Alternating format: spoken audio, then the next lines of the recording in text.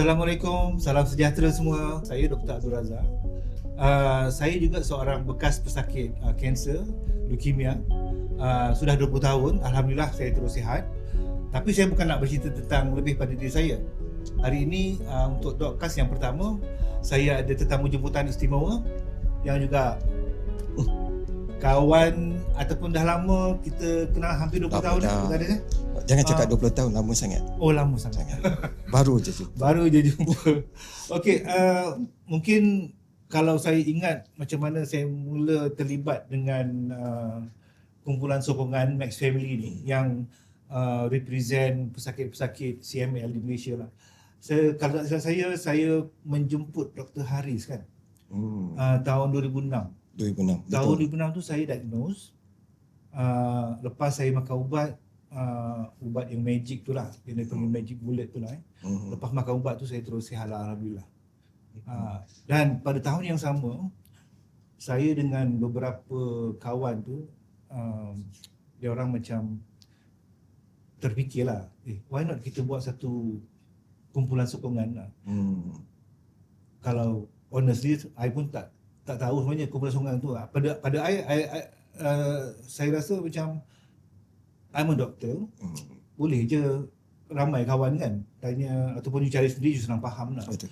Tapi masa tu lama kelamaan saya faham lah kenapa kawan-kawan saya yang lain kata perlunya ada satu kumpulan sokongan lah. So, saya daripada situlah Max Family ditumbuhkan, dan tahun yang sama 2006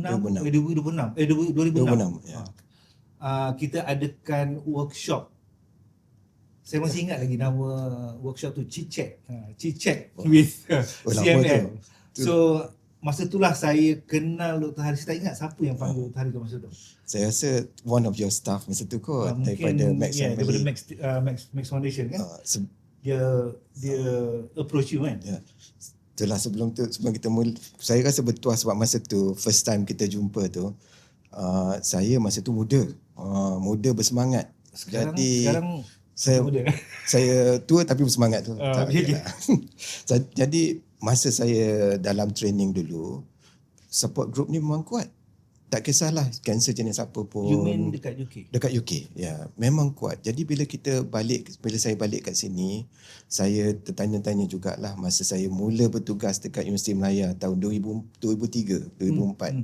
Masa tu tertanya-tanyalah, pesakit ni baru je dapat diagnosis. Ada tak siapa-siapa yang boleh cakap dengan dia, bagi semangat sikit, kan? Yalah. Tapi tak ada, sebab kalau nak ikutkan, kita sebagai doktor ni, kita boleh cakap apa yang kita boleh cakap. Pengetahuan kita ni limited dari segi humanity. Kita tahu apa yang kita baca, kita tak alami.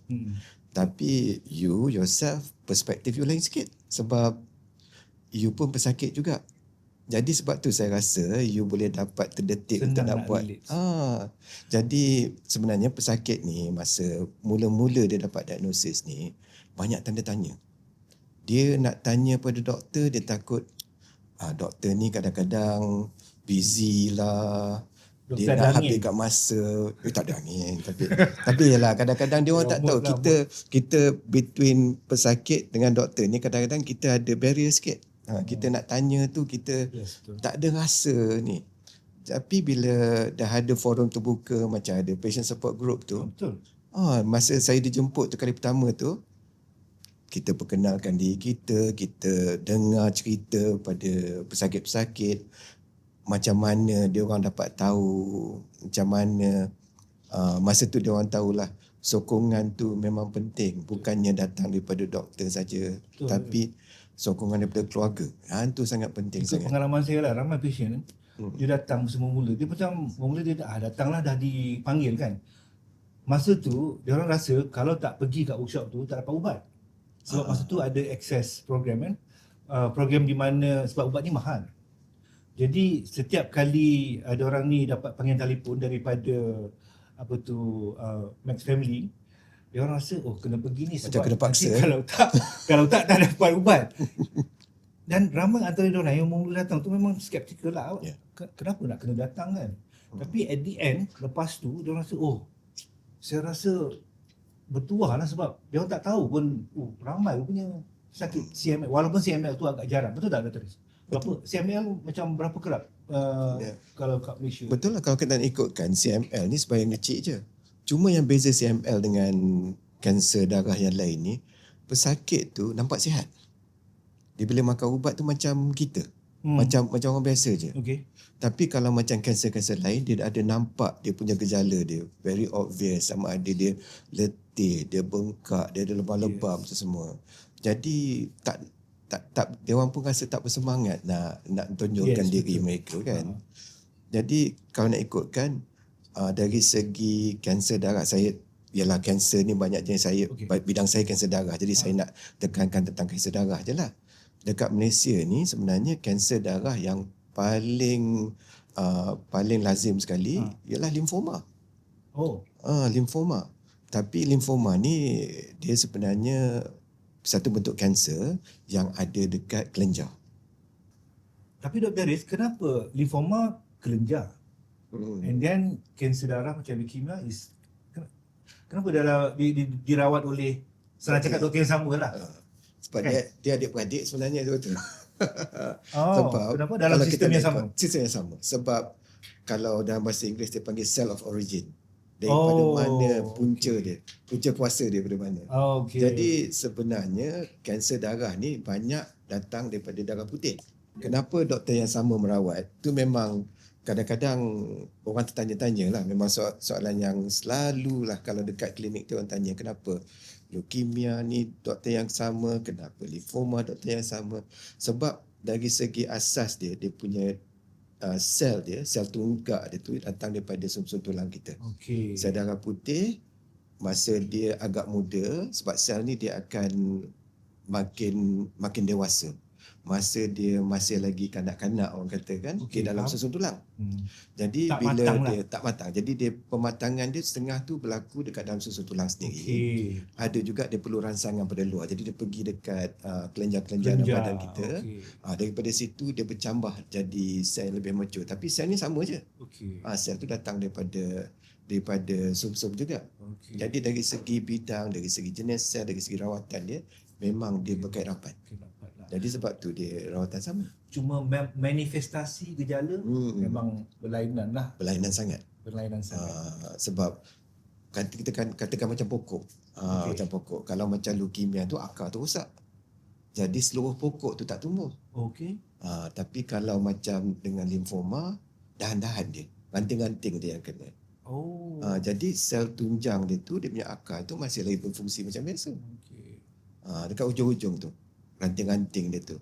Jadi kalau nak ikutkan masih pokok juga. Sebab tu rawatan ni diberi oleh doktor yang sama. Dan mungkin rawatan pun agak lebih kurang sama. Kalau senang cakap kemoterapi, limfoma, leukemia pun perlu kali kemoterapi kan? Betul, secara kasar kan secara kita kasar cakap rawatan dia sama. Tapi dari segi prognosis dia berbeza. Dari segi apa yang pesakit tu perlu lalui pun berbeza. Dari segi sama ada jangka hayat mereka, semua berbeza. Kalau kita ikutkan, kalau leukemia ni berat sikit dia punya prognosis dia. Leukemia pun banyak jenis kan? Banyak jenis. Macam tadi CML macam saya punya lah, disebabkan mungkin prognosisnya lebih baik sekarang. Betul. Sebab ada ubat baru lah. Betul. Jadi macam kita sentuh balik dari segi pokok tu lah. Kat akar tu bagaimana akar? Yang tu pun lain pula.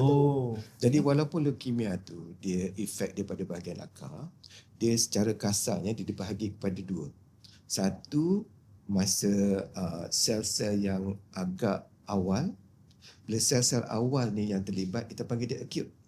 Sebab apa acute? Sebab sel tu dia berganti tiap-tiap beberapa hari.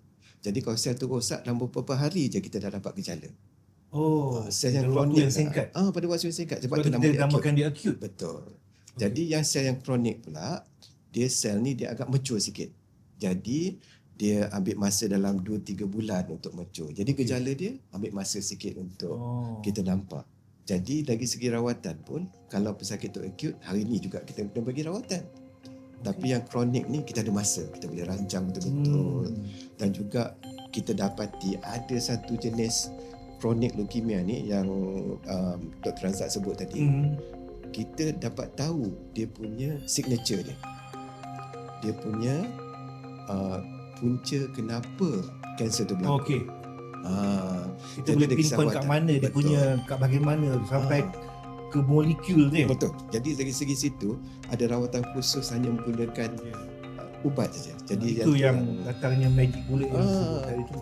tapi tak semua kanser ada magic bullet tu. Itu Ya. masalahnya. Jadi sekarang ni dari segi kita punya kajian kita ada nampak lah ada lagi rawatan-rawatan yang kita boleh bagi pada pesakit kita. Kalau dulu kalau kita cakap leukemia, limfoma semua kemoterapi saja, sekarang tak ada.